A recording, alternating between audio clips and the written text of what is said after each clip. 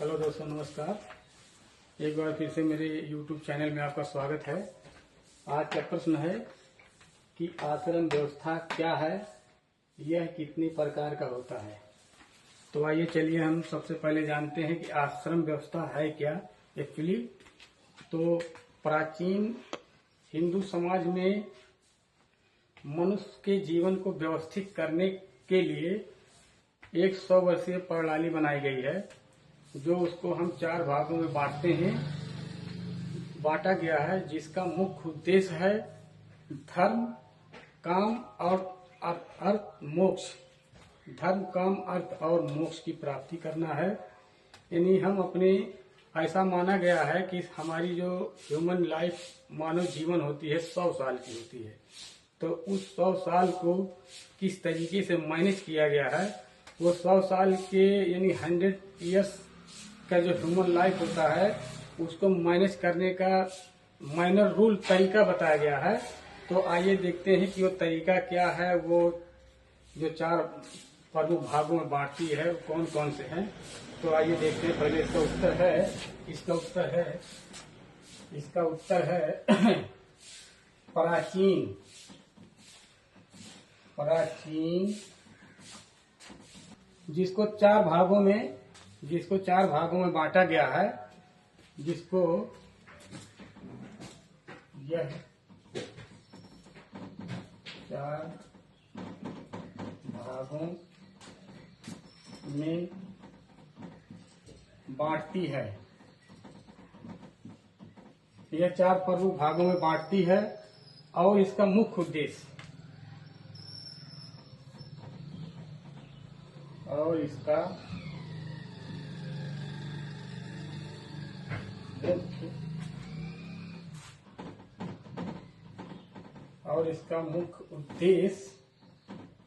इसका मुख्य उद्देश्य धर्म, काम, अर्थ और मोक्ष से है। इसका मुख्य उद्देश्य भक्ति से है।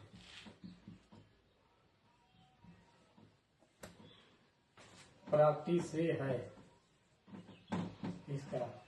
से है। अब आइए हम समझाते हैं डिटेल में कि प्राचीन हिंदू मानव समाज को व्यवस्थित करने का एक 100 वर्षीय प्रणाली है, 4 भागों में बांटती है। तो ऐसा माना गया है प्राचीन हिंदू समाज में कि एक मनुष्य का जीवन जो है 100 वर्ष का होता है। तो उस 100 वर्ष को 4 भागों में बांटा गया है 25-25 वर्ष में। तो हर 25 वर्ष में किस तरीके से अपनी लाइफ को हमको स्पेंड करना है, व्यतीत करना है, उसके बारे में बताया गया है। तो आइए मैं बताता हूँ कि सबसे पहले जो है ब्रह्मचर्य जीवन नंबर 1 है ब्रह्मचर्य।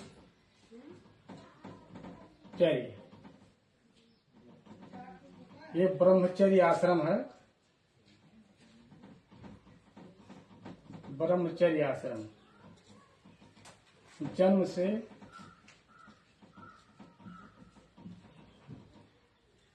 25 वर्ष तक। नंबर 1 ब्रह्मचर्य आश्रम जन्म से 25 वर्ष तक। तो इसमें क्या है, बच्चा जब पैदा होता है जन्म से लेकर 25 वर्ष तक वो अपने गुरु के पास जाता है। वहाँ विद्या, कला, हुनर, पढ़ाई लिखाई से संबंधित चीजें 25 वर्ष तक सीखता है। ये ब्रह्मचर्य आश्रम जन्म से 25 वर्ष तक का कार्य था। और इसमें नंबर 2 आता है। नंबर 2 देखिए, नंबर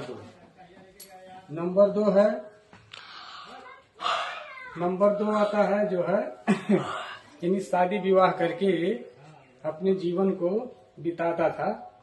तो वो जो है पारिवारिक जीवन कहलाता है। तो जो है नंबर 2 है गृहस्थ आश्रम। नंबर 2 गृहस्थ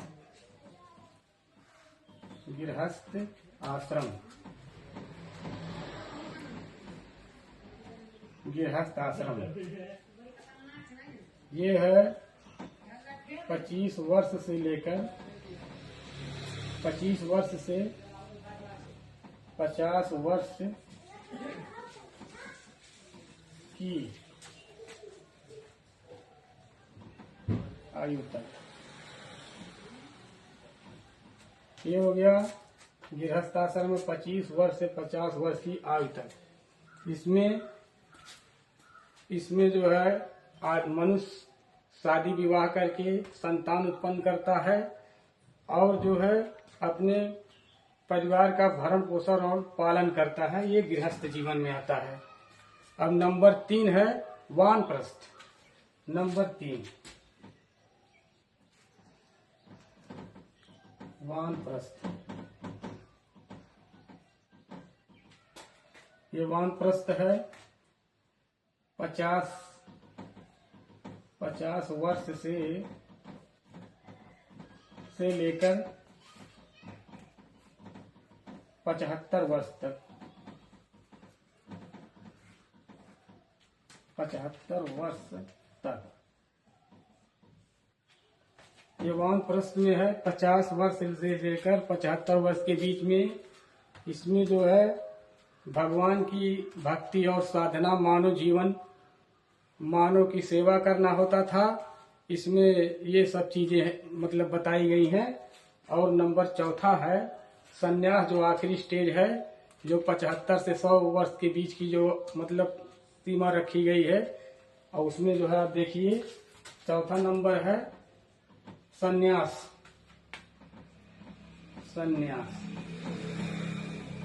संन्यास है ये 75 वर्ष के बाद की आयु है। 75 वर्ष के बाद, ये 75 वर्ष के बाद, हाँ, जो आखिरी के जो 25 साल होते हैं, हमको उस 25 साल के लाइफ को किस तरीके से हमको व्यतीत करना है, स्पेंड करना है। एकदम आखिरी स्टेज हमारा है।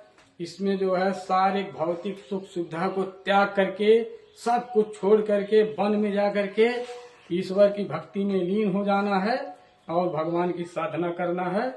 यही जो है आश्रम व्यवस्था है। और आश्रम व्यवस्था के जो 4 नियम है यही है। ब्रह्मचर्य आश्रम, जन्म से लेकर 25 वर्ष तक हमको विद्या, हुनर, कला, ज्ञान सीखना होता है। और नंबर 2 है गृहस्थ आश्रम। 25 वर्ष से 50 वर्ष की आयु तक व्यक्ति शादी विवाह करके संतान की उत्पन्न करता है और उनका भरण पोषण पालन करता है। जिस पहले स्टेज से गुजरा है ब्रह्मचर्य जीवन से, उसी स्टेज में अपने बच्चों को पढ़ाई लिखाई में वो छोड़ता है। बिल्कुल सेम वैसे अपने बच्चों के ऊपर भी यही चीज लागू करता है। और तीसरा है वानप्रस्थ, यानी 50 वर्ष से 75 वर्ष की आयु तक वो जो है ईश्वर की ओर बढ़ने लगता है, पूजा में, मनुष्यों की सेवा में लग जाता है। और उसके जो आखिरी 75 वर्ष के बाद है, वो मैंने आपको बताया है कि किस तरीके से सारे भौतिक सुख सुविधाओं को छोड़ करके वनों में जा करके वो अपनी भक्ति और साधना में लीन हो जाता है। तो यही है। अगर वो वीडियो भाई अच्छी लगी हो तो इसको लाइक करें, शेयर, कमेंट जरूर करें। और अगर चैनल पे नए हैं तो चैनल को सब्सक्राइब करना मत भूलिए। नमस्कार, जय हिंद।